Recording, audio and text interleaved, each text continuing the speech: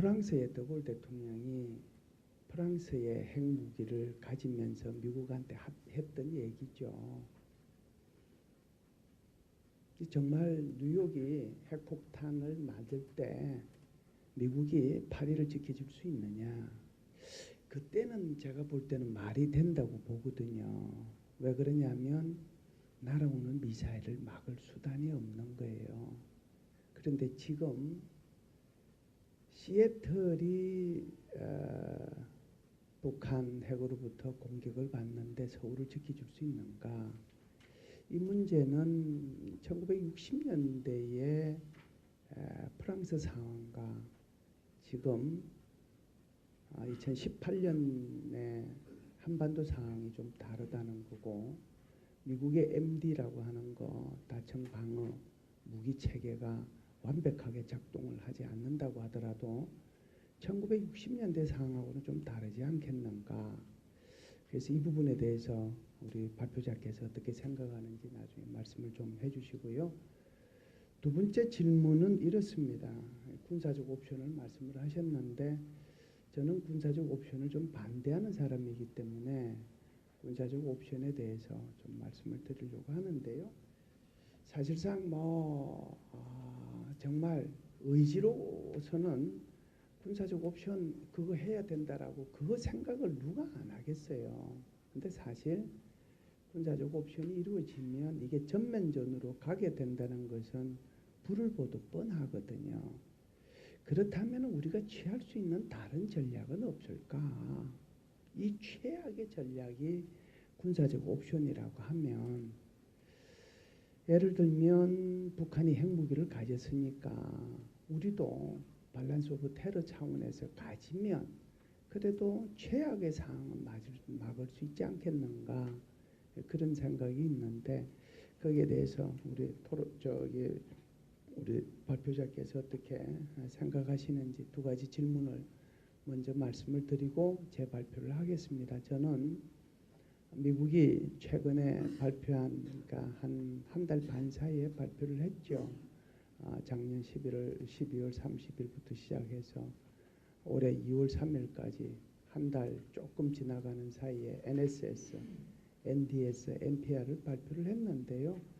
그 세 가지 보고서를 보고 제가 느낀 거, 도대체 미국이 어떤 세계적인 전략을 취하려고 하는 건가, 거기에 대해서 말씀을 드리려고 할 텐데요. 47쪽 한번 보겠습니다.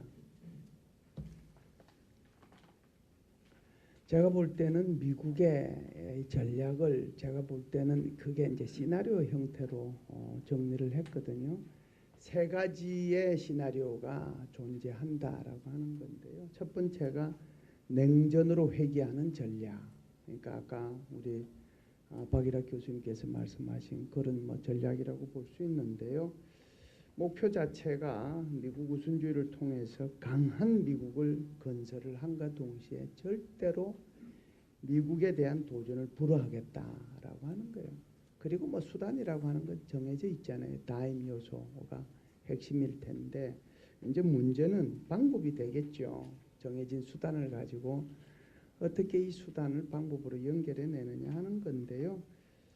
이제 결국은 이 냉전으로 돌아가는 거니까 결국 여기에 이제 제일 핵심이 부상하고 있는 중국이 될 텐데, 중국의 1대1로 여기에 맞서서 지금 추구하고자 하는 것이 바로 인도 태평양 전략으로 한마디로 그냥 요약이 되는 게 아닌가 생각이 들고요. 외교 쪽으로는, 군사 쪽으로는 새로운 동맹이라고 써놨는데 그 새로운 동맹을 인도 정도로 아마 생각하면 될 겁니다.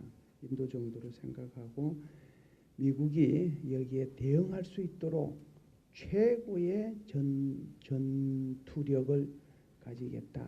그러니까 무기 체계도 그렇고 아시다시피 미국의 이 국방비라고 하는 거, 이거 일단 올해가 7천억 불이고 내년도 더 올라가니까요. 그래서 정말 트럼프 대통령이 얘기한 것처럼 자신이 임기가 끝날 때까지 1조 달러까지 올리겠다라고 얘기를 했으니까 그게 불가능한 것은 아니다라고 하는 거예요. NPR을 통해서 느낄 수 있는 거는 뭐 전략 소위 말해서 삼축 체제 현대하는 건 누구나 아는 거예요. 그런데 이걸 지금 저강도 핵무기를 만들겠다라고 하는 거거든요. 저강도 핵무기라고 하는 것은 사용할 수 있는 핵무기를 만들겠다고 하는 거고, 물론 그 대상은 아마 북한이 될 겁니다. 여기에 대한 얘기고요. 그리고 이제 자신도 막아야 되니까 MD 체제 강하게 하겠다라고 하는 거고, 나 혼자 국방비 이렇게 7천억 불 썼는데 동맹국들도 같이 이제 막아야 되니까 중국, 러시아 막아야 되니까 동맹국들도 방위비 분담을 해야 된다라고 얘기하는 거고요.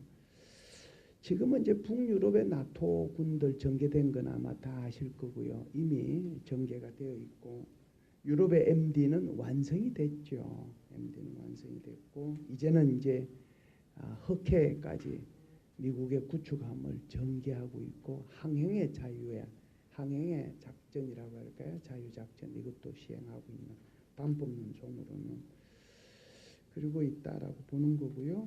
경제적으로는 아마 이제 경쟁국에 대한 통상 압박, 이제 중국에 대한 압박이 제대로 시작이 되는 것 같습니다. 최근에 우리가 봤던 뭐 두세 개의 태양광 뭐 패널이라든지 뭐 철강 그런 문제를 떠나서 이제 정말 나바로라고 하는 사람을 특별보좌관으로 다시 임명을 했거든요. 이 사람이 정말 뭐 미국의 최고의 대중국, 정말 엔티 중국의 경제학자잖아요. 이 사람이 쓴 책만 해도 정말 몇 건이 되는데, 그래서 지금까지는 그래도 자유무역 쪽에 어찌됐든 초점이 맞춰졌다라고 하면 나바로를 다시 재등용하는 것은 그런 것을 보여주기 위한 것이 아닌가.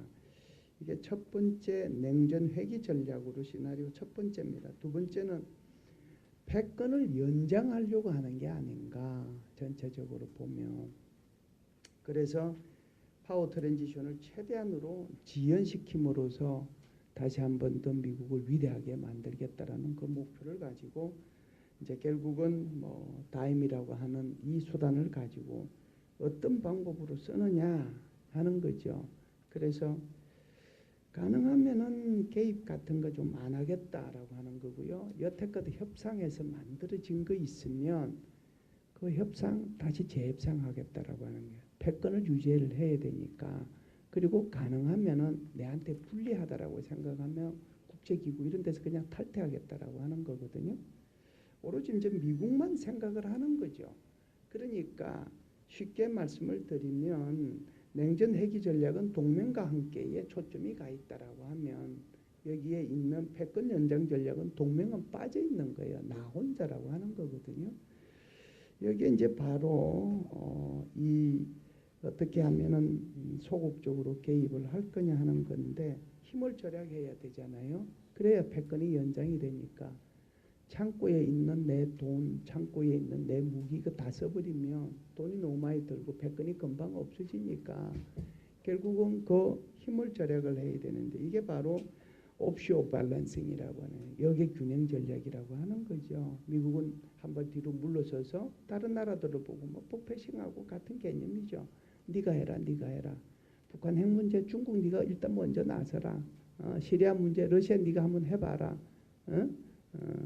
중동 문제 일단 사우디가 한번 해볼래? 뭐 예를 들면 이제 이런 식이죠. 자, 그다음에 인도 태평양 그래 일본이 먼저 하고, 너 지금 인도도 급하잖아. 네가 한번 해봐. 계속 이런 식으로 하고 있는 게 아닌가.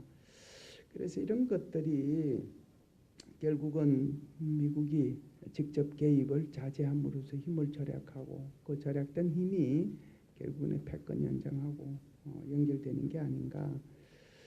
두 번째는 이제 군사적인 것을 어떻게 하느냐 하는데, 힘을 통해서 평화를 구축한다라고 하지만 제가 여기 볼 때는 패권을 연장해야 되니까 힘을 여기 또 이제 비축을 해야죠. 여기는 힘의 축적이라고 봐야 되는데, 최고의 군사력도 건설하고 다른 나라의 방위비 분담도 시키고 뭐 이런 것들이 힘의 축적으로 나타난다라고 보고요. 경제적으로도 힘을 축적을 하잖아요. 그러니까 내한테 불리하다라고 생각하는 TPP 그냥 탈퇴해버리고 한국하고 야 이거 다시 이 FTA 재협상하고 사실상 뭐 전방위적 통상 압박을 하고 있는 거거든요. 뭐 여기에 동맹이 없는 거죠. 경제에 무슨 동맹이 있느냐고 직접 얘기할 정도니까요. 그리고 나서 애플 같은 거 380조 투자하잖아요. 세금만 40조 세금 납부했습니다. 소위 말해서 리쇼어링이라고 얘기하죠.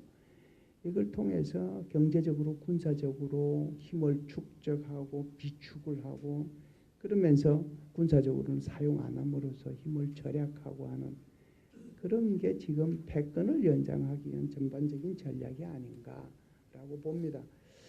세 번째 이제 이 보고서를 통해서 시나리오 세 번째로 고려할 수 있는 게 정말 평화로운 힘의 전이라고 할까요? 세력 전이 전략이라고 볼 수 있는데 이제 과거에 영국에서 미국으로의 패권이 전환될 때 전쟁 안 하고 패권이 넘어왔잖아요.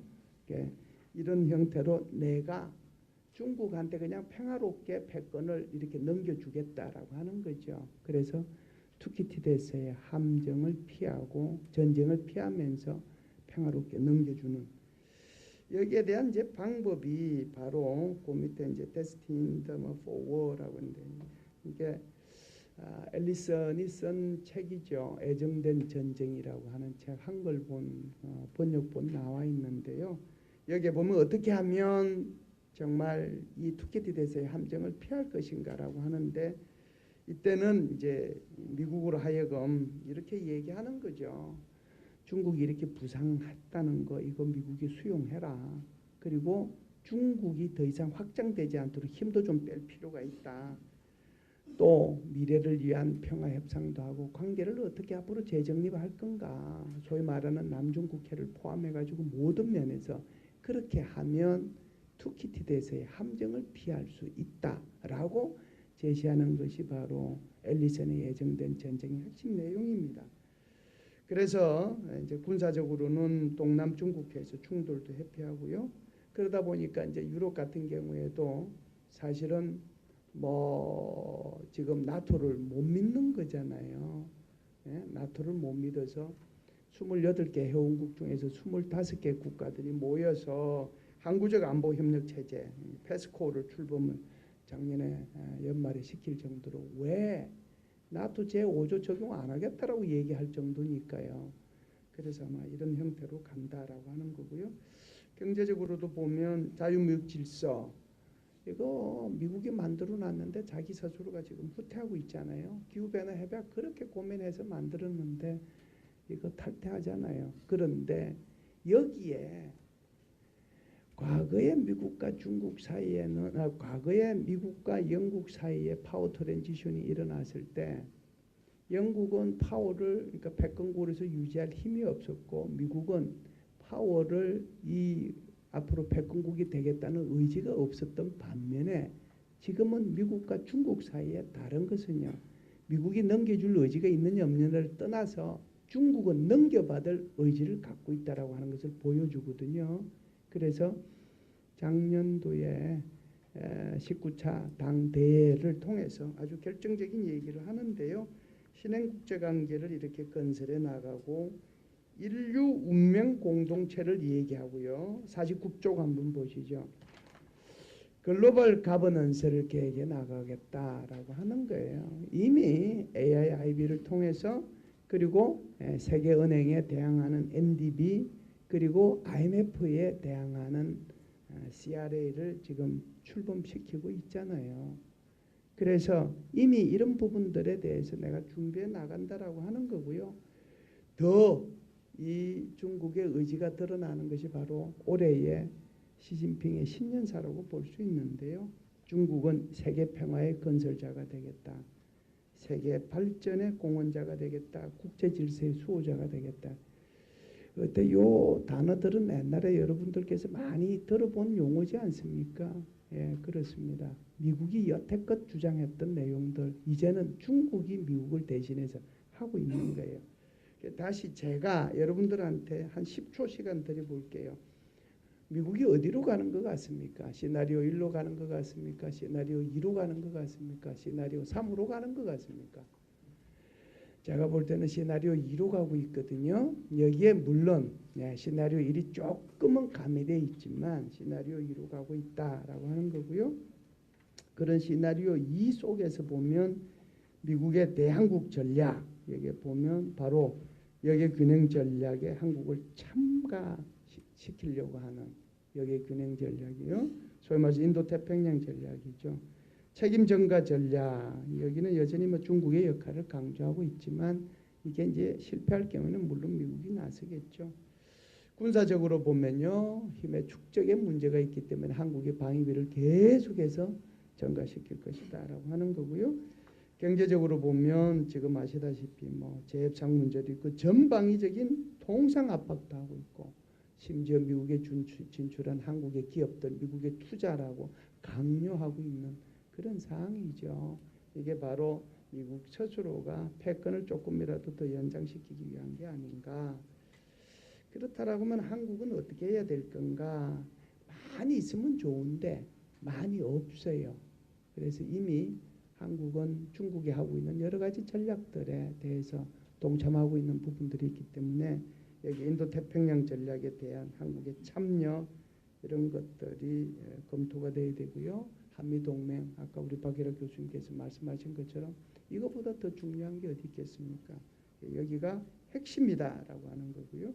군사 경제적인 문제 이런 문제들도 한미동맹이라고 하는 거 한미공조라고 하는 거 이런 차원에서 좀 우리 스스로 정리해 볼 필요가 있겠다 이런 생각을 합니다. 이상입니다.